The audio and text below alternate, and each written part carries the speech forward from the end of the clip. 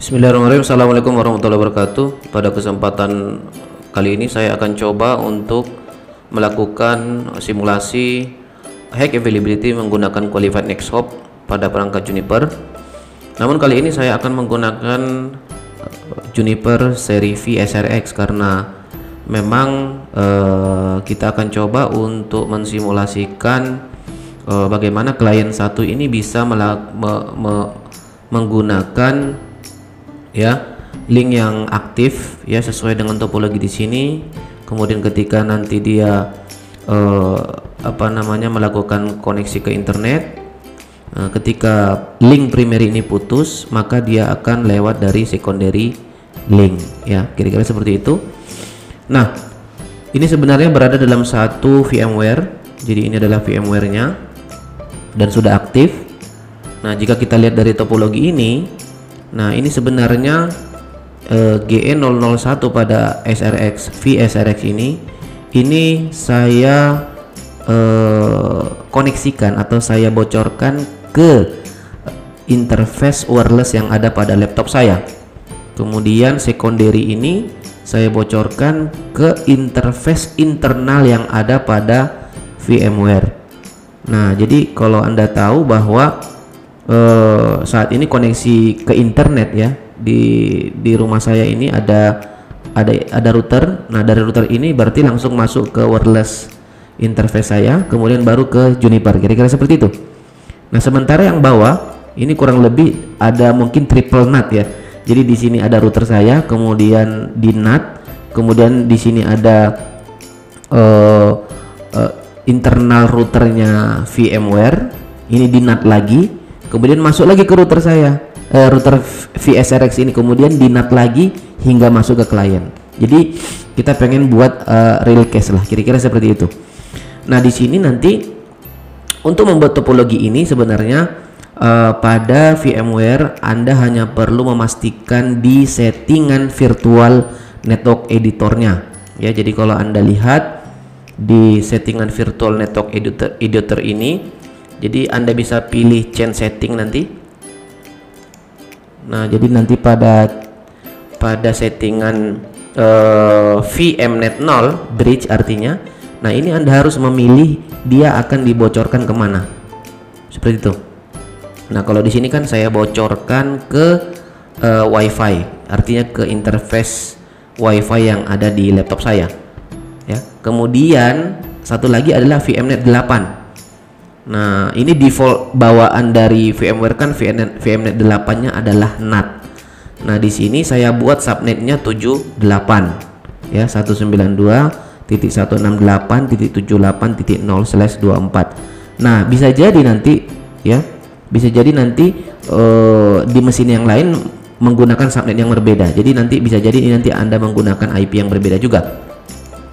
Nah, makanya kalau Anda lihat pada topologi ini, saya sudah menetapkan sendiri bahwa nanti saya akan set IP dari GE001 dari VSRX saya di sini adalah 192.168.10.128/24. Nah, kemudian GE002-nya adalah 192.168.78 sesuai dengan subnet yang diberikan oleh VMnet 8 tadi, .128. Kemudian ini saya atur sendiri, ini enggak ada masalah.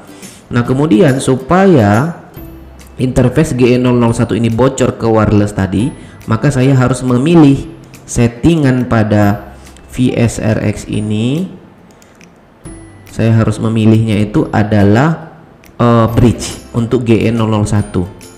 Kemudian untuk GE002-nya adalah VMnet 8. Nah, ini yang Anda harus pahami bahwa jika pada VSRX network adapter pertama itu adalah GE000 ya. Kalau dia VMS kan GE00-nya itu ada pada adapter 3 ya.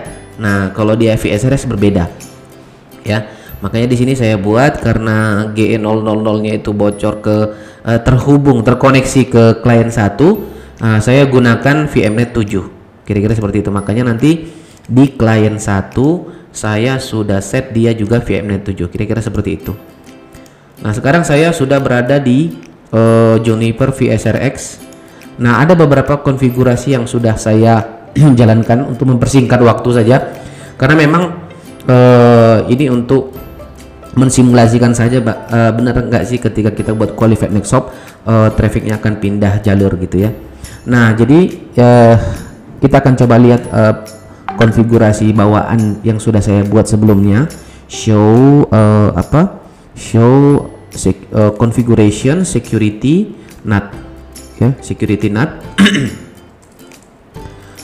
Nah, di sini sudah ada sebuah NAT di sini. Jadi ini nanti Anda bisa cari tahu. Jadi nanti intinya jika ada traffic dari klien 1 itu nanti di NAT ke dua interface itu. Nah, gitu ya. Nah, kemudian syarat di SRX ada namanya show security zone. Jadi kita harus mendefinisikan zone. Ya, sudah ada zone-nya. Oke. Nah, sekarang saya akan coba config interface-nya ya.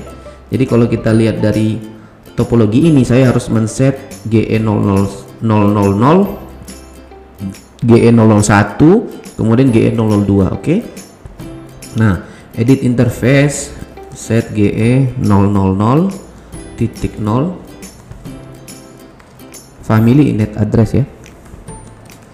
Di sini saya set 10.1.10.1/24.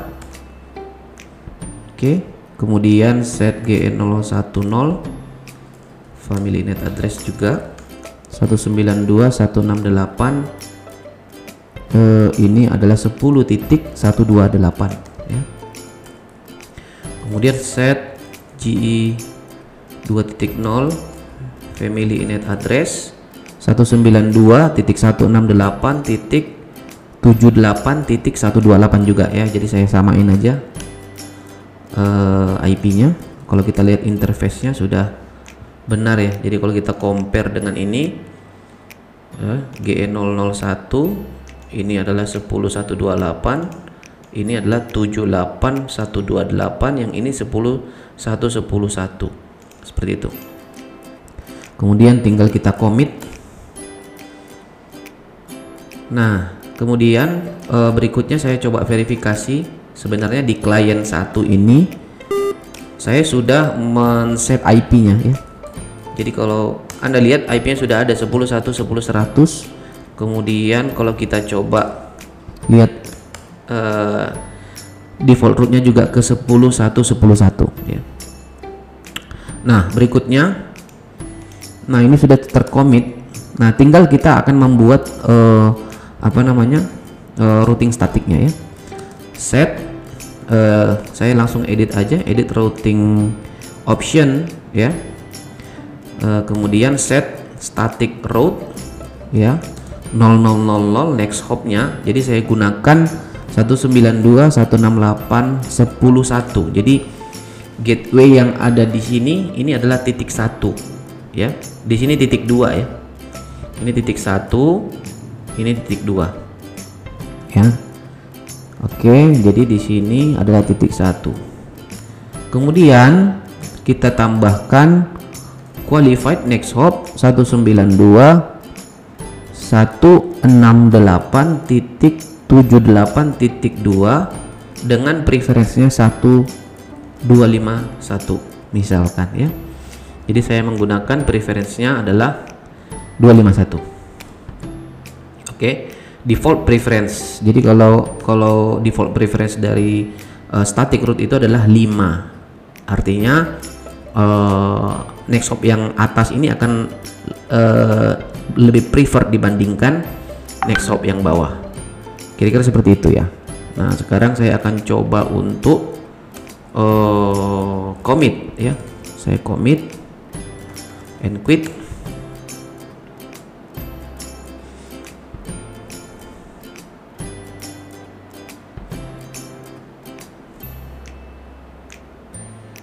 Oke, kita tunggu beberapa saat. Nah, sekarang saya akan coba untuk lakukan ping dari PC ini ya. Ping http.co.id count 5. Ping, nggak usah, saya belum buat name servernya ya. Nah, ini sudah tembus ya. Nah, Saya belum buat name servernya. Jadi kalau Anda mau bisa ngeping domain dari Juniper, Anda tinggal masukkan set name server, set system name server di sini ya. Oke.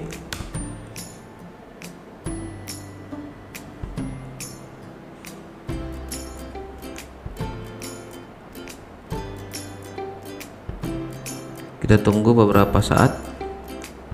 Nah, jadi kalau saya coba ping pakai domain itu harusnya tembus ya.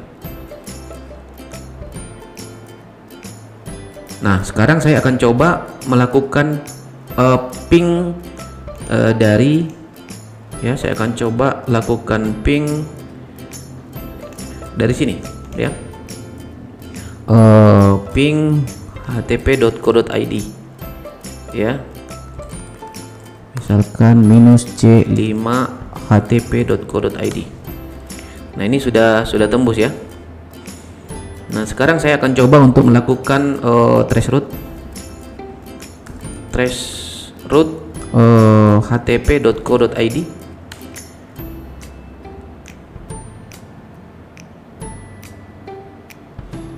Nah, jadi kelihatan dia kalau Anda lihat di sini ya, di sini terlihat dia lewat dari primary ya, 10.1 ya. Ya, jadi dia lewat dari 10.1. Nah, sekarang saya akan uji coba untuk mendisable interface. Ya, saya akan coba mendisable interface ini. Ya, saya akan coba melakukan disable interface GE001 dari router ini gitu ya. Nah, sekarang kita akan coba set interface GE001 disable. Ini saya coba commit. Nah, sebenarnya kalau kita coba lakukan, tadi saya lupa melakukan verifikasi ya, show. Oke, kita coba lihat di sini dulu deh. Saya akan coba lihat di sini lagi ya. Ini saya coba traceroute lagi ya. Saya coba ping dulu loh. Nah, ini jalan ya.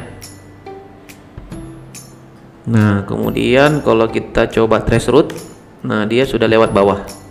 Jadi dia sudah, kalau Anda lihat di sini, dia sudah melewati 192.168.78.2 seperti itu. Oke. Nah, jika kita coba verifikasi di routing table-nya router 1, show route ya, atau kita buat show route protocol static lebih spesifik gitu.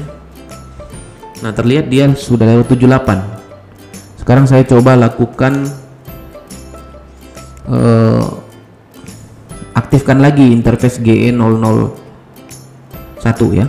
Jadi saya delete interface GE001 disable. Kemudian show interface GE001 di sini sudah aktif.